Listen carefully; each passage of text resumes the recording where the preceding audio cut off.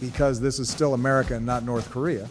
The testimony of former Special Prosecutor Jack Smith that the Republicans chose to have behind closed doors was released to the public in its entirety, which of course Trump fought against from happening. And when you watch it for yourself, you will see why. It's incredibly damning testimony for Trump.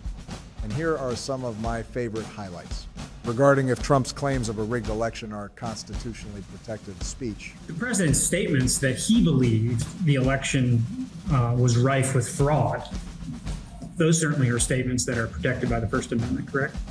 Absolutely not if they are made to target a lawful government function and they're made with knowing falsity. No, they're not.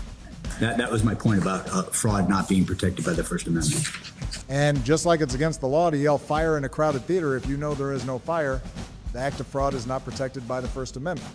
And you shouldn't have to be a lawyer like me to know that. You should have learned that from your mama.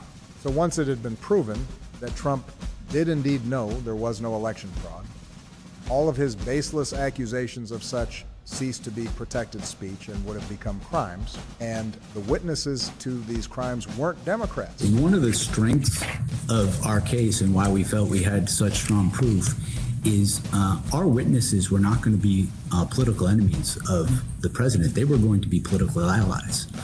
We had numerous witnesses who would say, I voted for President Trump. I campaigned for President Trump. I wanted him to win. The Speaker of the House in Arizona, the Speaker of the House in Michigan. We had an elector in Pennsylvania who is a former congressman who is going to be an elector for President Trump, who said that what they were trying to do was an attempt to overthrow the government and illegal.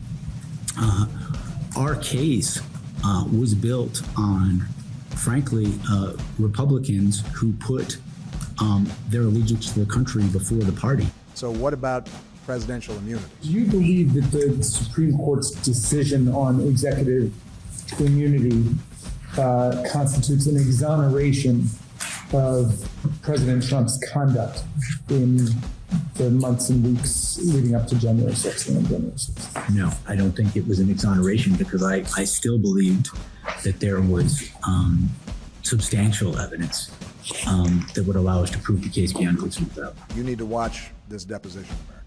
Yes, all 8 hours of it. Because just like the Epstein files, these criminal trials Trump avoided simply by getting elected would have exposed his guilt regarding the events of January 6th, the stolen documents and his election interference in Georgia. And don't forget, these trials can all still take place the minute he's no longer the president.